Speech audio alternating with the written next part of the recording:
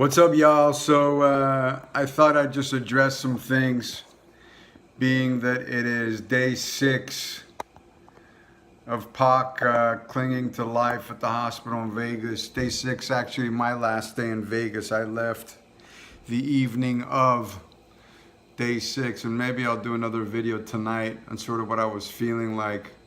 So up to day 6, it was me, Yasmin Fuller, The Outlaws, Molly Monjos, Afeni, and Afeni's sister Gloria Cox, and her husband, that were pretty much the only people that were there from his inner circle.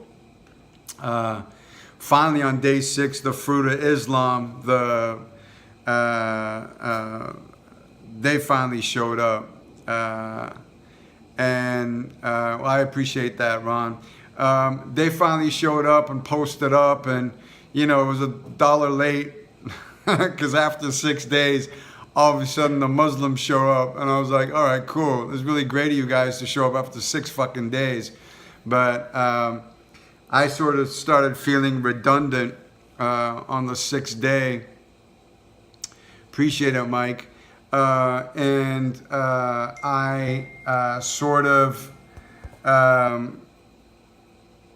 realized that, I was there, not, Edie has said that I was in security, and that's all well and good. I wasn't strapped when I was at the hospital, but I grew up as a scrapper. So I figured if someone came in and wanted to do him harm, at least I can go for the jugular and fuck him up somehow. So that's what I had going on in my head. That I would beat the fuck out of someone if they wanted to try to get to Pac. So I call that security. I don't know what you're going to call it, but I was willing to sort of be in harm's way because of him. And, so when the Fruit of Islam showed up on the 6th day, I sort of realized that, all right, there was not much I could do. And my partner Tracy at the time was producing some videos, and she was like, you need to get back to LA, because she had left on the 3rd day, I think, 3rd or 4th day. She couldn't take it anymore. It was too much stress for her. So I left the evening of, and I'll do a little video later on tonight, right around maybe the time that I left, because I think I left on the last Southwest flight out of Vegas, which is I think around 10 or 11 o'clock at night. So a couple of fans on Facebook, on my 7 Days the Movie Facebook page, kind of accused me of making money off of my friend, or why I'm doing it now. Look, I waited 22 years, and have waited 22 years to sort of tell my story, and in the light of things like the biopic that was made by, most of the people didn't even know Pac that made the biopic, and it was a travesty. Shit, I figure my little movie and my doc have 1,000 more times relevance in shedding sort of the story of who Tupac was or what his impact was. I want to see the movie too. So I'm going to keep fighting at it. And the reason I started the photo show or the photos online is because eventually I think I can put a small museum together and have a traveling museum around the world and offer Tupac in a way that he's never been offered before to fans around the world that don't have access to him. So the photos, there's a number of reasons I started selling them. One of which, because Pac could be the first person to say, if I left you with something, make sure you make money off of it.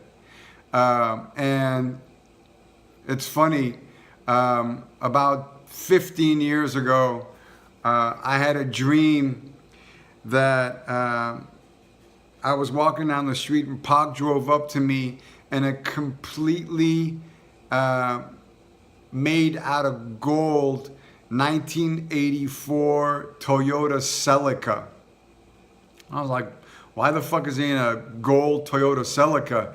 And he walked up, he jumped out of the car, threw me the keys, and walked the other direction. He's like, yo, go, that's for you.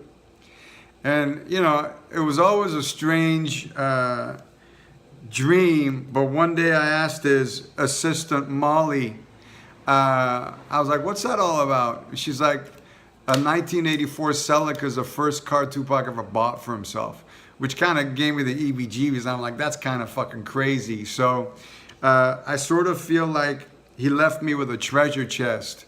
You know, I've made my content available to Afeni and his record company and the merchandising people and a few others over the years, but I've never really exploited any of it.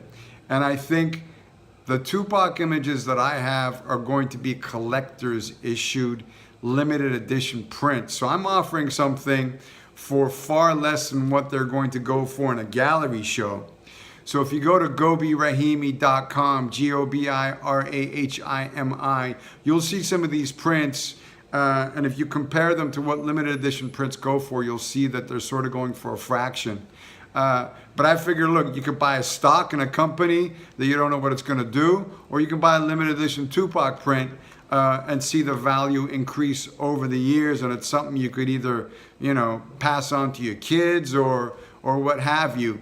But I value what Tupac left me. Leave the link. I want to see. It's Gobi, Gobi, Rahimi, RAHIMI.com. The prices are all on there. You can see them. You can get tiny prints from 11 by 14s to much bigger ones, and there's a couple of different formats you can get them. Favorite Tupac album.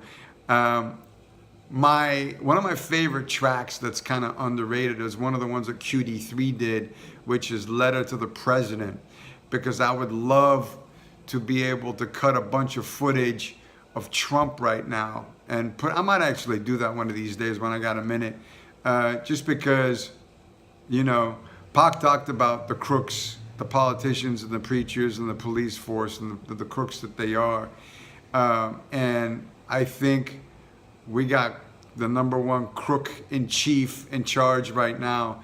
And like I said before, Pac would have fucking shredded that dude. And for all those, if Tupac's alive, living in wherever the fuck dude was alive, we would have heard from him by now, especially with all this treachery going on. So yeah, so for the few, for the few that have said, why are you taking advantage of your friend? I'm not taking advantage of my friend. I'm sharing Tupac.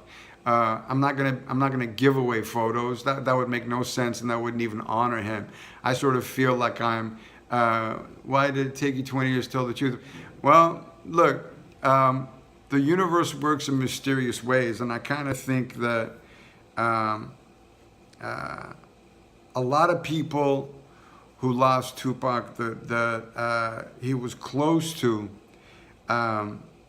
tailspinned into depression for a long time. I was one of them, because I got to tell you, when you have Tupac in your life and you feel like you're on cloud 9 and it's nothing but opportunity. I had a 3-picture deal a week before he died. We were gonna make 3 movies a week before he died. The deal was almost signed. So it took me a long time to sort of define myself as something other than just Tupac. You can go to my website. You can go to my Vimeo change, Gobi Rahimi on Vimeo. You'll see I've worked with a lot of artists, from Trent Reznor to Yoko Ono to Snoop. I did a Hot Pockets video, Pocket Like It's Hot with Snoop. I've worked with a lot of people. But Tupac was a blessing and a curse, because I sort of didn't think I'd ever do better than him. And it took me a long time. It took me to, getting married, having a child with health issues, having my own health issues, and kind of getting even more humbled by life to recognize that I'm more than Tupac. I myself have value and can create and be a creator.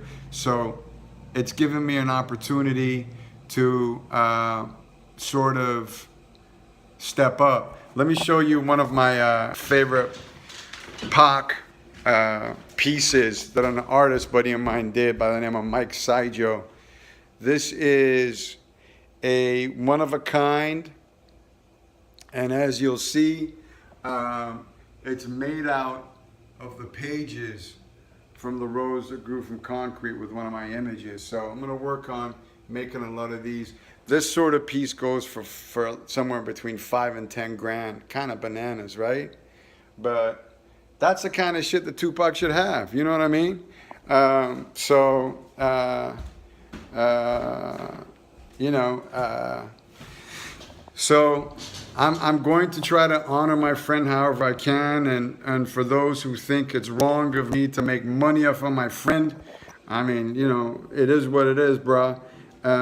You know, Tupac is of tremendous value, and I think the content that I've been blessed to sit on is of tremendous value, and now it's time to start showing some images. I can only imagine what it would be to work with the best rapper.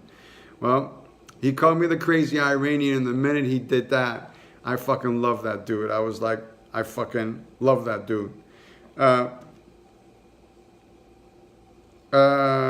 Yeah, well, we're doing some limited edition prints of those that'll be cheaper. But if you go to gobirahimi.com, check out those images and let me know your thoughts.